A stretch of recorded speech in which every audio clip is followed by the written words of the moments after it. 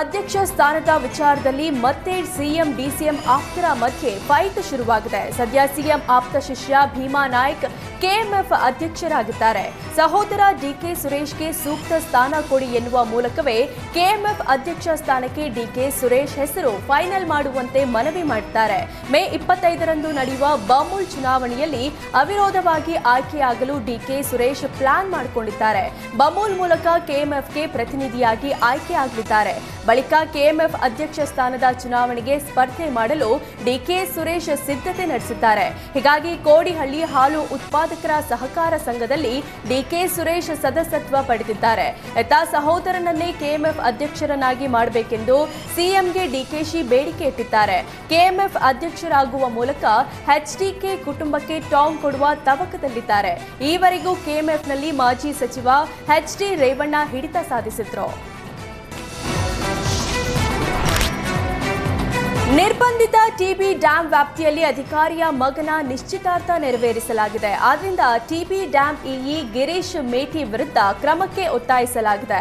ಕೊಪ್ಪಳ ತಾಲೂಕಿನ ಮುನಿರಾಬಾದ್ನ TB ಡ್ಯಾಂನ lake view ಬಳಿ ಇರುವ ವಸತಿ ಗೃಹದಲ್ಲಿ ಮೇ 10ರಂದು ನಿಶ್ಚಿತಾರ್ಥ ಸಮಾರಂಭ ನಡೆಸಲಾಗಿದೆ.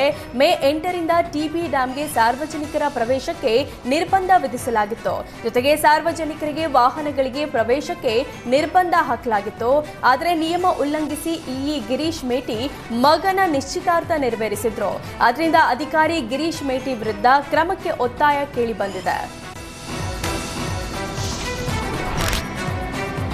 ಮೈಸೂರು ನಗರಾಭಿವೃದ್ಧಿ ಪ್ರಾಧಿಕಾರದ ಅಕ್ರಮ ಬಗೆದಷ್ಟು ಬಯಲಾಗ್ತಿದೆ. ನಿಗದಿಗಿಂತ ಹೆಚ್ಚಿನ ಪ್ರಮಾಣದಲ್ಲಿ ಮುಡಾ ನೌಕರರನ್ನ ನೇಮಕ ಮಾಡಿಕೊಂಡಿರುವ ಆರೋಪ ಕೇಳಿಬಂದಿದೆ.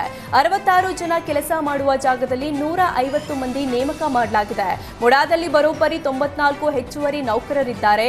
ಅಕ್ರಮ ನೇಮಕಾತಿ ಮಾಡಿ ಸರ್ಕಾರಕ್ಕೆ ಮತ್ತಷ್ಟು ನಷ್ಟವಾಗಿದೆ. ಸರ್ಕಾರದ ನೀತಿ ನಿಯಮಗಳನ್ನ ಗಾಳಿಗೆ ತೂರಿ ಹೆಚ್ಚುವರಿ ನೌಕರರನ್ನ ನೇಮಕ ಮಾಡಿಕೊಂಡಿದೆ. ಆರ್ಥಿಕ ನಷ್ಟ ಉಂಟು ಮಾಡುತ್ತಿದ್ದ ಆರೋಪ ಬಂದ ತಕ್ಷಣ ನಿಯಮ ಬಾಹಿರವಾಗಿ ನೇಮಕಗೊಂಡವರನ್ನ ಕೈ ಬಿಡುವಂತೆ ಸರ್ಕಾರ ಮುಡಾಗೆ ಪತ್ರ ಬರೆದಿದೆ. ಹೊರ ಗುತ್ತಿಗೆ ನೌಕರರ ನೇಮಕಾತಿಗೆ ಆರ್ಥಿಕ ಇಲಾಖೆ ಅನುಮತಿ ಪಡೆಯುವಂತೆ ಫೆಬ್ರವರಿ 15 ಹಾಗೂ 17ರಂದು ಪತ್ರ ಬರೆಯಲಾಗಿದೆ.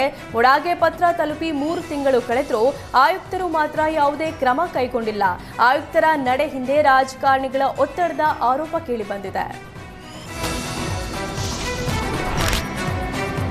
ಶಾಸಕ ನರೇಂದ್ರ ಸ್ವಾಮಿ ಮತ್ತು ಮಾಜಿ ಶಾಸಕ ಅನ್ನದಾನಿ ನಡುವೆ ವಾಕ್ಸಮರ ತಾರಕಕ್ಕೇರಿದೆ. ಮಾಜಿ ಶಾಸಕ ಅನ್ನದಾನಿಯನ್ನ ಹಾಡಿನ ಗಿರಾಕಿ ಎಂದಿದ್ದ ನರೇಂದ್ರ ಸ್ವಾಮಿಯನ್ನ ಎಸ್ಪೀಟ್ ಗಿರಾಕಿ ಎಂದಿದ್ದಾರೆ.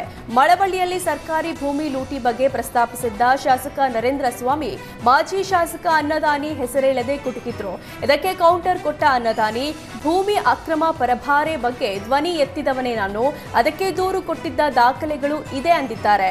ಇನ್ನು ಹಾಡಿನ ಗಿರಾಕಿ ಎಂದಿದ್ದಕ್ಕೆ ಕೌಂಟರ್ ಕೊಟ್ಟ ಅನ್ನದಾನಿ, ಜಾನಪದದಲ್ಲೇ ನಾನು PhD ಮಾಡಿದ್ದೇನೆ, ಐಬಿಗಳಲ್ಲಿ ಮೋಜು ಮಸ್ತಿ ಮಾಡೋಕ್ ಹೋಗಿಲ್ಲ ಅನ್ನುವ ಮೂಲಕ ನರೇಂದ್ರ ಸ್ವಾಮಿಯನ್ನ ಎಸ್ಪೀಟ್ ಗಿರಾಕಿ ಅಂದಿದ್ದಾರೆ. ಬೆಂಗಳೂರಿನಲ್ಲಿ ಎಸ್ಪೀಟ್ ಹಾಡ್ಕೊಂಡು ಕುಳಿತುಕೊಳ್ತೀಯಾ ಅಂತ ಆರೋಪಿಸಿದ್ರು. ಇಂದಿನಿಂದ 5 ದಿನಗಳ ಕಾಲ ಹೆಬ್ಬಾಳ ಮೇಲ್ಸೇತುವೆಯನ್ನ 3 ಗಂಟೆಗಳ ಕಾಲ ಬಂದ್ ಮಾಡಲಾಗ್ತಿದೆ. ಕೆಆರ್ಪುರ ಕಡೆಯಿಂದ ಮೇಕ್ರಿ ವೃತ್ತದ ಕಡೆಗೆ ತೆರಳುವ ಹೆಬ್ಬಾಳ ಮೇಲ್ಸೇತುವೆಗೆ ಹೆಚ್ಚುವರಿ ರಾಂಪ್ ಅಳವಡಿಸುತ್ತಿದ್ದಾರೆ. ಆದ್ರಿಂದ ಇಂದಿನಿಂದ ಮೇ 21ರವರೆಗೆ ಪ್ರತಿದಿನ 3 ಗಂಟೆಗಳ ಕಾಲ ಹೆಬ್ಬಾಳ ಮೇಲ್ಸೇತುವೆ ಬಂದ್ ಮಾಡಲಾಗ್ತಿದೆ. ರಾತ್ರಿ 12ರಿಂದ ಬೆಳಗಿನ ಜಾವ 3 ಗಂಟೆವರೆಗೆ ಕಾಮಗಾರಿ ನಡೆಯಲಿದ್ದು, ಈ ಸಮಯದಲ್ಲಿ ಎಸ್ಟಿ ಮಾಲ್ನಿಂದ ಮೇಕ್ರಿ ವೃತ್ತದ ಕಡೆಗೆ ವಾಹನ ಸಂಚಾರ ಬಂದ್ ಮಾಡಲಾಗ್ತಿದೆ.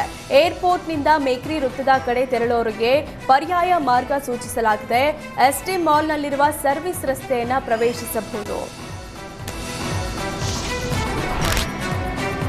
ಯೋಧರ ಸಾಹಸದ ಬಗ್ಗೆ ಅನುಮಾನ ವ್ಯಕ್ತಪಡಿಸಿದ್ದ ಕಾಂಗ್ರೆಸ್ ಶಾಸಕ ಕೊತ್ತೂರು ಮಂಜುನಾಥ್ ವಿರುದ್ಧ ಬಿಜೆಪಿ ಸಂಸದ ಗೋವಿಂದ ಕಾರಜೋಳ ಕಿಡಿಕಾರಿದ್ದಾರೆ.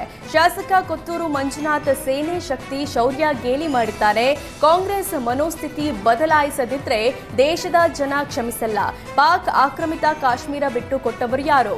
ಪಾಕ್ ಸೇನೆ ಶರಣಾದಾಗ ಬಿಟ್ಟು ಕೊಟ್ಟವರು ಯಾರು ಅಂತ ಪ್ರಶ್ನಿಸಿದ್ದಾರೆ. ಕಾಂಗ್ರೆಸ್ ಬೂಟಾಟಿಕೆ ಮಾಡೋದನ್ನ ಮೊದಲು ಬಿಡ್ಲಿ. ಕಾಂಗ್ರೆಸ್ನವರು ಪರಿಜ್ಞಾನ ಇಲ್ಲದೆ ದೇಶದ್ರೋಹಿಗಳಂತೆ ಮಾತಾಡ್ತಿದ್ದಾರೆ.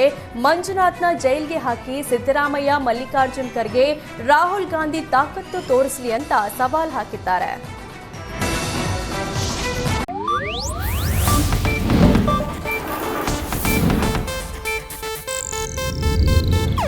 ಇದು ಏಷ್ಯಾನೆಟ್ ನ್ಯೂಸ್ ನೆಟ್ವರ್ಕ್ ಪ್ರಸ್ತುತಿ.